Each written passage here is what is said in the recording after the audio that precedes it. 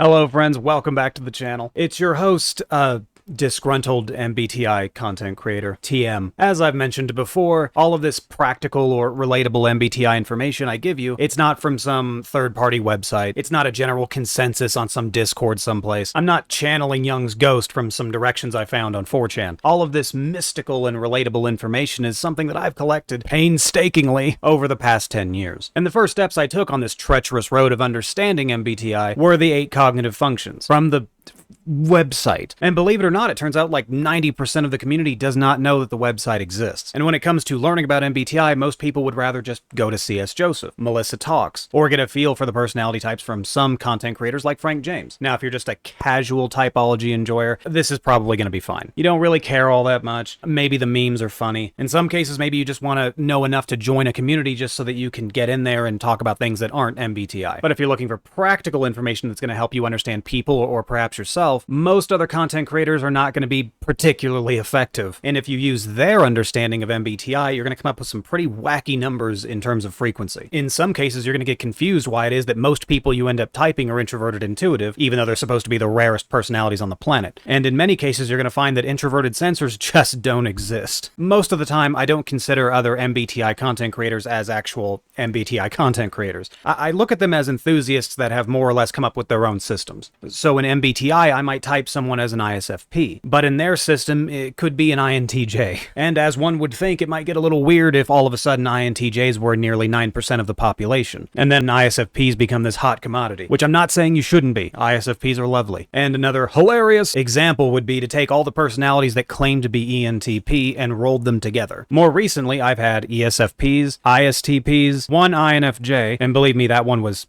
strange. And some ENFPs all believe that they were ENTP. They followed the stereotypes, they went to third-party websites, they went everywhere except here to determine that they were an ENTP. Now, if we were to take how these people behave and determine that they were in fact ENTPs, well, all of a sudden the ENTP population just jumped up to 23.5%. Does that seem right to you? Of course it doesn't, because if nearly a quarter of your population was ENTP, well, your country would be on fire. And I don't mean that figuratively, I mean that like literally someone would have blown something up. So the question that may have crossed your mind at this point, why is it that everyone has all this incorrect information about MBTI? Now, as a bit of a conspiracy theorist, I have my own thoughts on why everyone's got all this information and why everyone's spreading it like it's the clap in downtown Modesto. And it seems to be that it's because most of the MBTI community is made up of a preference for extroverted thinking and introverted feeling. Now, before I get the hate mail, I'm not saying they're incapable of getting MBTI correctly, but most people that do MBTI either follow a system that makes them feel good or makes them feel special, or they'll go with a system that has the most popularity and not do a whole lot of in-depth questioning on whether or not it's correct. And inevitably, they're just going to pass that information around. Enter the metaphorical ENTP monkey wrench. I took a personal interest in MBTI because how they explained the functions on the website were very congruent with how I understood people. Then decided that it was maybe more than a coincidence and then took those definitions out into the real world. Whether it was talking to random strangers, trying to manipulate my boss, convincing other people to do my work for me, or just simply predicting someone's aggregate behavior throughout their life. And I've gone between California and as far as West Virginia just to find out if there were any cultural differences in how these functions manifest. And for the most part, you can trust the general themes of these frequency charts, with introverted sensors being the most frequent and introverted intuitives being the most uncommon. And if you follow the understanding of some of these MBTI content creators,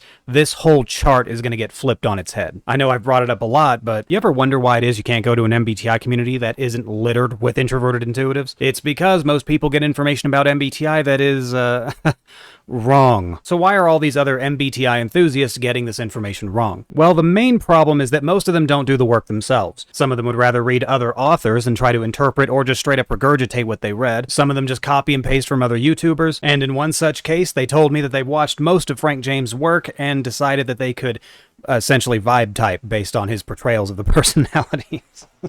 Most of my disagreements over the past 10 years have come from a difference in cognitive function definition. And Myers-Briggs.org recently changed their website. So let's take a look at their updated language on the cognitive functions. Extroverted sensing acts on concrete data in the here and now, likes to experience the world, active, talkative, and social.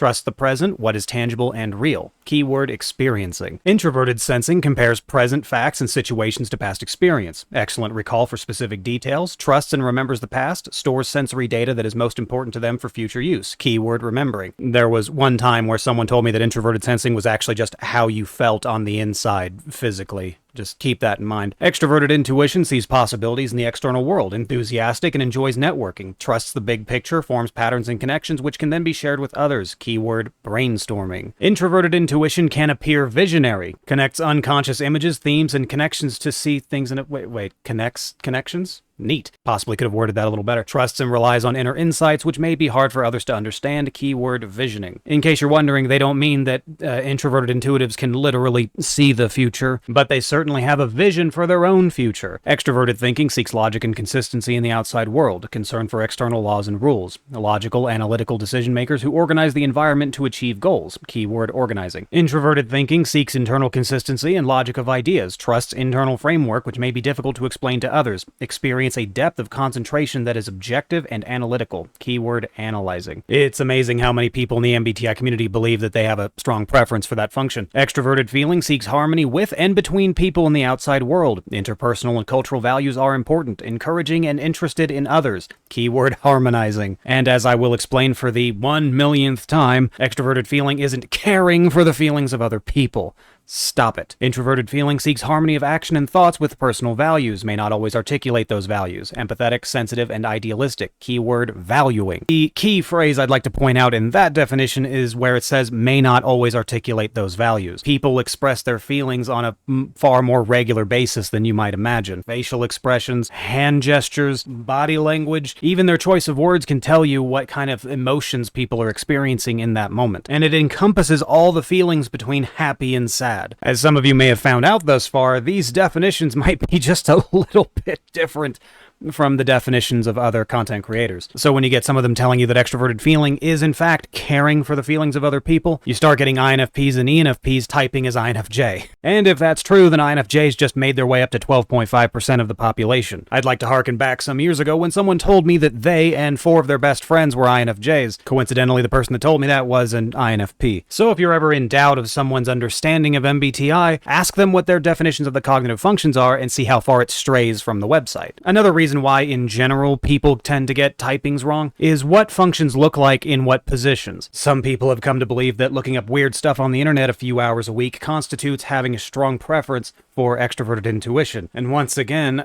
wrong. Many people often have an incomplete perspective when it comes to how frequently these functions get used in what position. If it's in the first position, that means that function runs your life. It probably keeps you up at night. If it's in the second position, it's a function that you want to actively apply. An example being, if you have introverted sensing in that second position, you will actively be combing through your database looking for precedent in trying to solve the current issue. It also could mean that you tend to bring up really boring stories thinking that they're relevant to the situation. For the third position function, we want to use it when we think there's going to be an advantage to using it. My third function is extroverted feeling, and I've already explained how I use it. Now for the fourth function, I call it the disdained function. Whatever that function is, you don't like it. But no matter what, it's always going to be nagging at you in the back of your mind. Notice me, senpai. So if your whole life isn't about your goals, your plans, your ideas that are good for you, introverted intuition is not going to be in the first 2 spots. And in case you're wondering, yeah, most people don't live their life that way. If you believe you have a lead preference for extroverted intuition and you're still living a normal life, you're wrong. So as you can see, with those 2 problems alone, you're gonna come across some issues. And as far as I can tell, it's why many other personalities don't even bother with MBTI at all. Too much conflicting information that does not work in the real world. So at the end of the day, most of what you're hearing and reading is just wildly untested theories that for the most part don't work in real life. But don't you worry, because Street Daddy Urchin is here, and he'll be able to help you translate these pesky, self-explanatory definitions into something even more relatable. And if what I'm saying doesn't quite make sense to you and you prefer a little bit of credentials involved, I have been doing it for 10 miserable years. But that is it for today's video, and this video wasn't meant to throw shade at any of the other creators. Most of them just do it for fun, and it's not meant to be taken seriously or in any kind of educational manner. And I once again thank all of you for helping get my channel monetized. Remember to spread my channel around to anyone who also enjoys MBTI. And that's it for today. I'll catch you next time. Bye!